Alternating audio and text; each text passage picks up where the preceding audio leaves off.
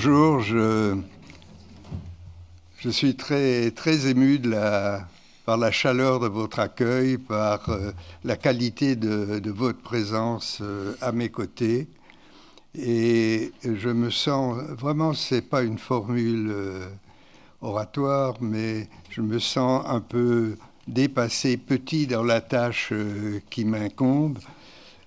André Neher est pour moi un aiguilleur de l'histoire, un puisatier de Dieu, et en même temps, je suis obligé par honnêteté de reconnaître ce qui a pu me heurter dans sa trajectoire. J'ai suivi durant plusieurs décennies, de 1955 à 1972, les cours d'André Neher à la fac des lettres, mais aussi à son domicile chaque semaine. Et puis, je n'ai pas omis de lui rendre visite chaque Shabbat après-midi. Alors, il m'a dit une fois qu'il me considérait un peu comme son fils, mais il l'a écrit, mais en même temps, j'ai été un peu son fils rebelle. Et donc, j'éprouve beaucoup de difficultés à rendre compte de la richesse de l'homme et son œuvre. C'était une personnalité attachante et impressionnante à la fois, qui exerçait une réelle séduction par la beauté de son verbe, par l'élégance aussi de ses gestes. Il se savait, il se voulait porteur d'un message rayonnant, et il consacra sa vie à le faire partager. Donc, André Neher est né le 22 octobre 1914 à Obernai, donc cette petite bourgade de la plaine alsacienne, où la communauté juive, bien intégrée, vit en quelque sorte sans tension, selon un double temps. Celui de la société chrétienne environnante, marquée par une religiosité affirmée, et celui de la tradition juive qui règne et qui régente, la vie familiale et la vie collective. Ici prévaut un judaïsme apaisé qui refuse l'ostentation, qui est aussi un judaïsme sans grande inquiétude métaphysique, mais, et c'est important pour moi, qui requiert une éthique du quotidien. Albert Neher, le père d'André, n'a que des revenus modestes, mais c'est un homme cultivé qui s'adonne à la lecture, à l'écriture, à la peinture et à la musique. Il est le président, le parnes de la communauté, et à ce titre, il est confronté à la pauvreté des mendiants qui parcourent la campagne et aussi à la misère de ses corélégionnaires d'Europe centrale et d'Europe orientale qui ont dû s'exiler pour fuir les pogroms. Dans son milieu familial, chaleureux et accueillant, on lui enseigne le respect des autres croyances, l'obligation de saluer le curé, le pasteur, les bonnes sœurs, qui sont, comme le dit son père, des personnes de Dieu. Ce judaïsme que les parents d'André Neher lui ont inculqué était fidèle à l'enseignement de Samson Raphaël Hirsch, c'est-à-dire Torah im derer eretz, la Torah ouverte sur le monde, en prise avec le monde. Alors des relents d'antisémitisme amenaient les Juifs à se calfeutrer à l'issue de la messe de minuit, à ne regarder la procession de la fête Dieu qu'à travers les fentes des volets clos, mais dans l'ensemble, ce sont des relations apaisées avec l'entourage qui prévalait. À Pessah, on apportait des matzot des pains azimes aux voisins chrétiens qui, à leur tour, ne manquaient pas de convier les Juifs au sapin de Noël. Cette communauté juive si attachée quelque part au paysage alsacien, si proche de ce qu'on appelle les Brafikouyem, les chrétiens qui nous veulent du bien, était orientée en même temps vers la Terre Sainte. André Neher se rappelle avec quelle ferveur était accueilli à Obernai le retour des cigognes. Elles viennent de Jérusalem, elles viennent de là-bas. Et il retrouvait alors l'enthousiasme ému du vieux rabbin Sichel qu'évoquent Erckmann et Chatrian dans l'ami Fritz.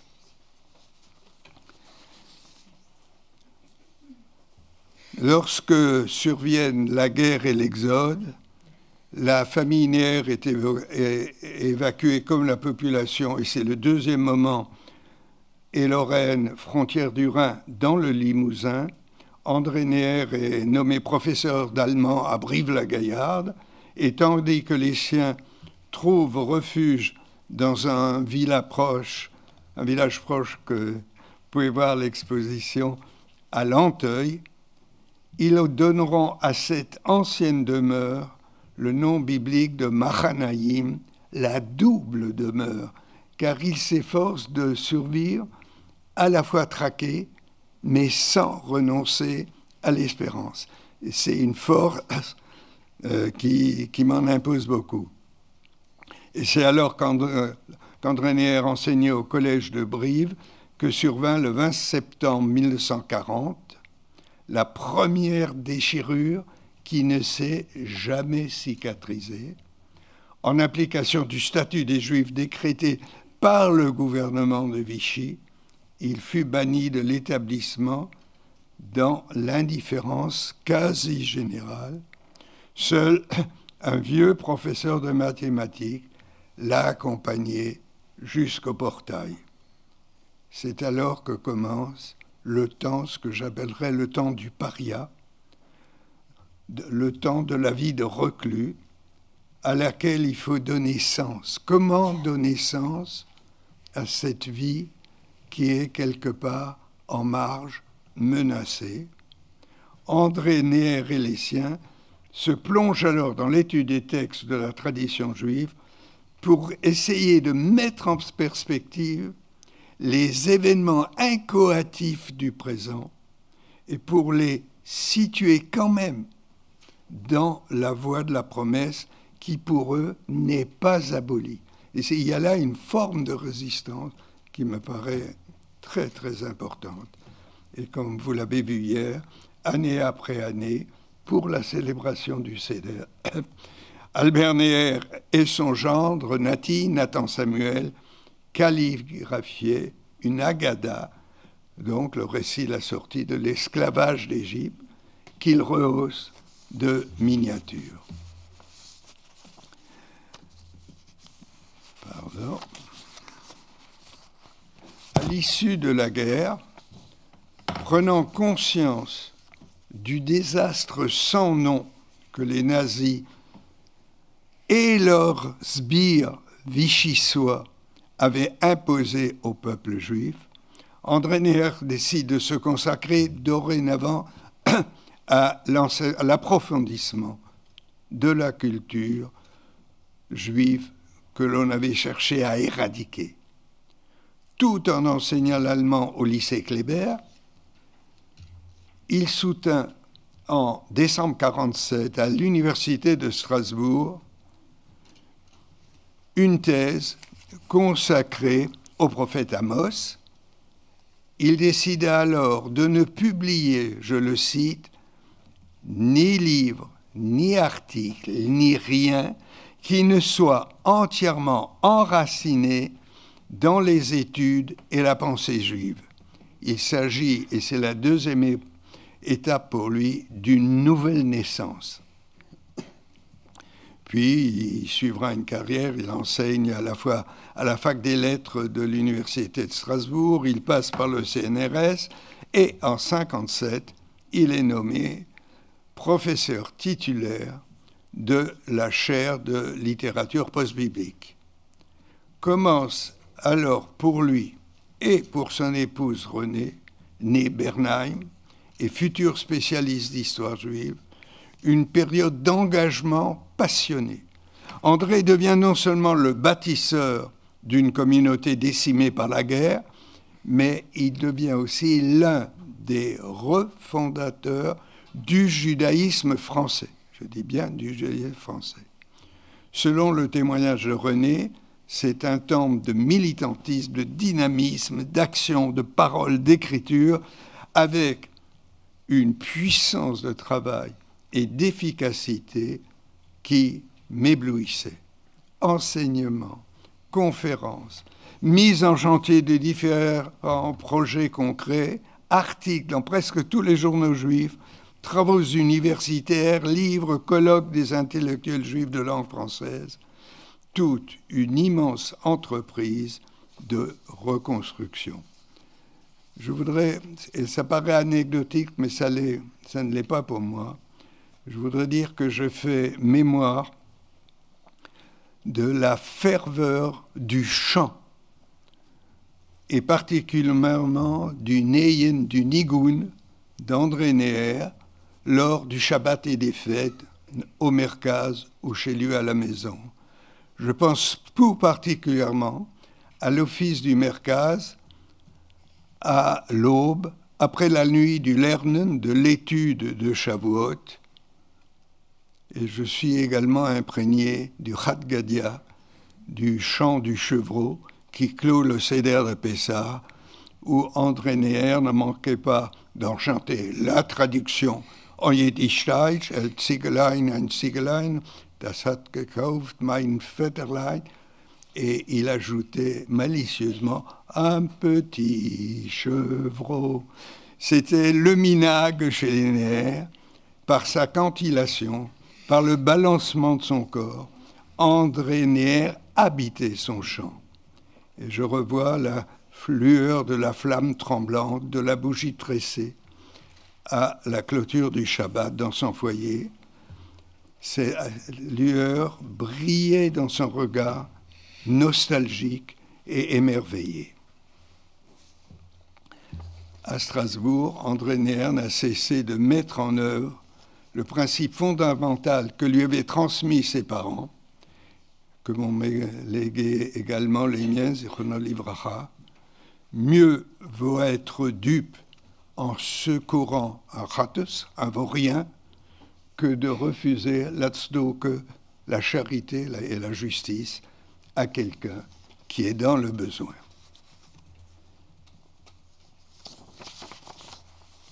André Neher ne veut et ne peut éluder la brisure irréparable que la Shoah a imposée au peuple juif. Job, à la fin de son aventure, ne retrouve pas ses enfants. Le pont sur lequel il a marché s'est fracturé. Je cite André, il est un rescapé qui porte en lui le vide de ce qu'il n'a plus, vide qui ne pourra jamais être rempli par ce qu'il retrouve. Il est définitivement altéré, frustré, mutilé. C'est ainsi que Neher perçoit le peuple juif. Le peuple juif a franchi le pont, mais, comme le souligne André Neher, je le cite, une arche s'est brisée, un tourbillon a emporté les 6 millions, et leur disparition reste en nous cruelle, béante, irréparable. Si pourtant la foi demeure, c'est, pour André, c'est qu'Auschwitz est certes, je le cite, un échec de Dieu, mais c'est aussi l'échec de toute la civilisation humaine. L'expérience de Job nous enseigne, et alors ça c'est un enseignement qui est parfois difficile à recevoir. Je m'excuse de la subjectivité parfois de mes propos, L'expérience de Job nous enseigne, dit Neher, que Dieu prend parfois le masque de Satan, mais le peuple juif est empoigné par lui et a pour mission, je cite André, de donner un sens à l'absurde. Donc on est loin d'André Neher, édulcoré, penseur serein. C'est un penseur tourmenté, travaillé, et pourtant, qui dépasse ce mal-être. Le troisième moment que j'aborde, c'est celui de l'Alia. Dans son ouvrage « Les clés pour le judaïsme » qu'André Neher rédigea en Israël après son Alia, il tient à situer son cheminement qui n'hésite pas à qualifier de mystique. Et il le situe dans une continuité, je cite André Neher, qui unit Auschwitz à l'État d'Israël. Je dis bien une continuité qui unit Auschwitz à l'État d'Israël. Il se réfère, et je le cite à nouveau, aux flammes entrelacées de la Shoah et d'Israël, sans éluder pourtant la question lancinante de Job qui taraude tout juif après la Shoah, perpétrée par les nazis et leurs collaborateurs.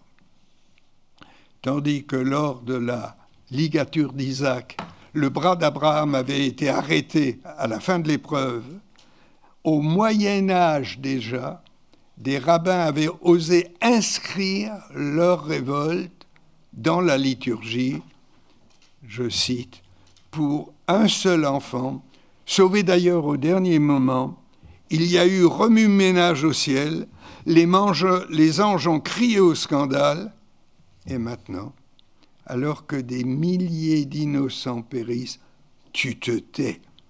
C'est adressé à Dieu. La question de Job sur le sens, ou je cite Neher, où l'absence de sens empoigne à la gorge tout survivant.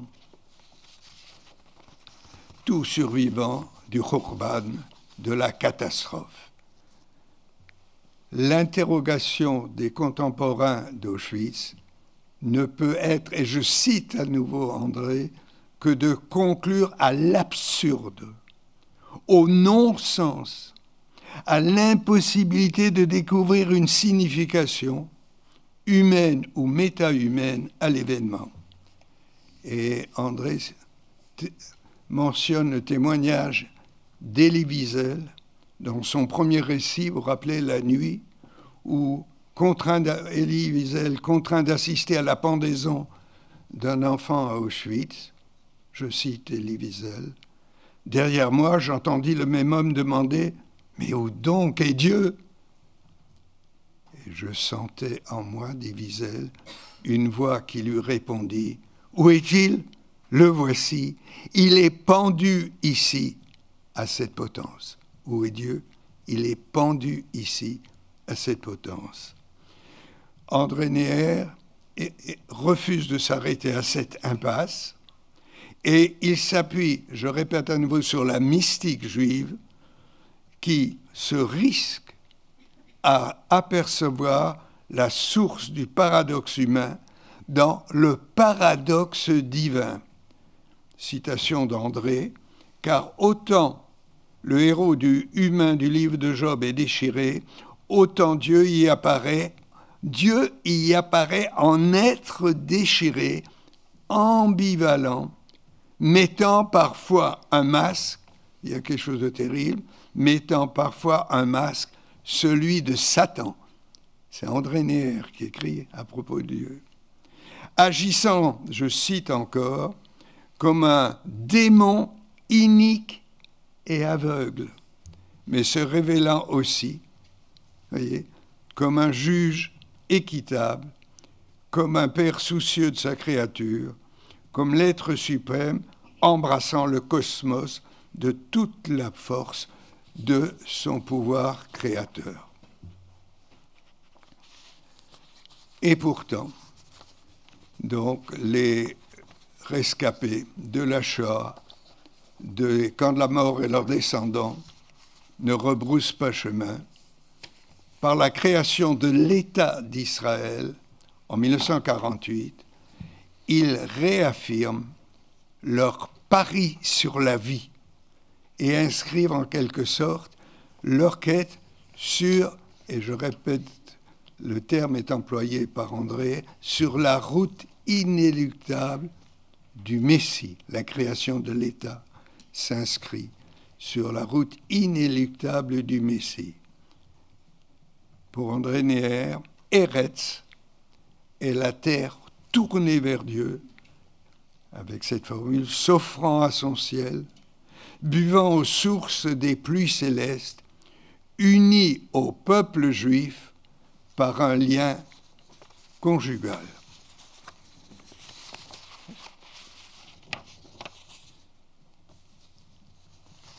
Le peuple juif, comme le reconnaît André Neher, a des responsabilités envers cette terre. Il se doit, je cite, d'obéir aux hautes exigences morales et spirituelles de la Torah. À ce prix seulement, il est digne d'Eretz. Sinon, celle-ci le vomira, comme elle l'a précédemment vomi les peuples cananéens, auxquels, la formule est un peu, par une sorte d'imprudence hâtive, Dieu l'avait confié. Mais Dieu reprendra son bien, et ajoute André Neher, avec une persuasion décisive, en aucun cas Dieu ne remettra donc son bien, Israël, la terre, à un autre peuple plus fidèle qu'Israël. Il, je cite, attendra le repentir d'Israël, son retour à la Torah, et par là même sa vocation d'époux d'Eretz. Et citant le Zohar, André Neher souligne, je l'ai déjà fait allusion, qu'Eretz est la ketouba, le contrat de mariage de Dieu et d'Israël. Elle est, et le terme est fort, le centre de l'élection du peuple juif, la terre d'Israël, vers lequel les exilés n'ont cessé de tendre. Seul l'Alia, la montée en Israël, est, je cite André, capable d'inaugurer instantanément la rédemption messianique par un immense et sacrificiel acte de foi en la vertu mystique d'Eretz. C'est ainsi que s'achève ce cheminement escarpé d'André Neher d'Obernai à Jérusalem. Je vous dois un aveu qui me coûte, qui me fait mal. Cet accomplissement comporte pour moi une part de dévoiement. Je comprends que pour Rina et André Neher, la guerre des 6 jours constitue une troisième naissance, l'angoisse qui les a saisis dans la crainte d'un nouvel Auschwitz, l'épreuve de l'isolement de l'État juif face à ses ennemis arabes ont ravivé la blessure jamais suturée de la Shoah. Mais dès lors, et c'est là où pour moi il y a dévoiement, dès lors, il se détourne des nombreuses causes humaines pour lesquelles ils avaient courageusement combattu, et ils vont consacrer tous leurs efforts à défendre la cause du grand Israël, je sens au sens politique du terme, dans la foulée de la droite ultranationaliste israélienne. Je suis désemparé car je ne parviens pas à concilier cette dérive avec l'exigence d'éthique absolue qu'André Neher avait formulée aux différents colloques des intellectuels juifs de langue française dans les années 60. Cette éthique, je cite, impose que nous nous arrêtions, dit André Neher, à certains moments, en certains lieux et devant certaines options, parce que faire un pas de plus, ce serait se renier soi-même, renier l'humanité. Ce serait, dans le langage juif, renier Dieu, renier la relation entre Dieu et l'homme, plutôt se faire tuer que tuer. Et André Neher d'ajouter bien imprudemment, à mes yeux, périsse la communauté juive, périsse l'État d'Israël, si cette communauté devait être injuste, si cet État devait être injuste. Hanté par la mémoire de la Shoah et persuadé qu'Israël est en danger de mort, convaincu par ailleurs que le retour du peuple juif sur sa terre est, je répète, un pas décisif vers le Messie, André Neher ne cesse alors de clamer en Israël, dorénavant, je le cite, l'innocence absolue du peuple juif, l'innocence absolue de ce peuple, je le cite encore, qui vit en solitaire et ne saurait, il cite le chapitre des Nombres, se confondre avec les autres nations. Alors je vais simplement peut-être terminer mon exposé en essayant de comprendre comment, pour André Neher, la situation présente que les nations imposent à l'État d'Israël n'est, dit-il à un moment, qu'un chaînon de l'éternelle position limite qu'occupe le peuple juif dans le monde. Celui-ci, le peuple juif, n'entre pas dans, et le terme est fort, dans leur comptabilité, qui n'est, dit Neher, que tricherie. Comme Jacob,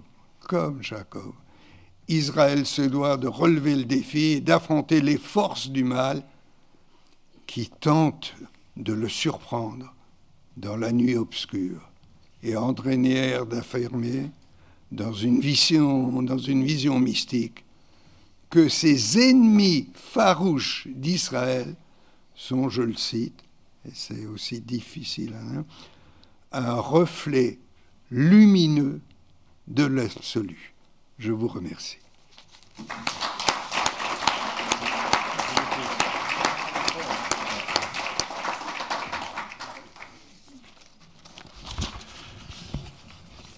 Voilà, merci beaucoup, monsieur le professeur Raphaël, cher Freddy, pour cette intervention très riche, lumineuse.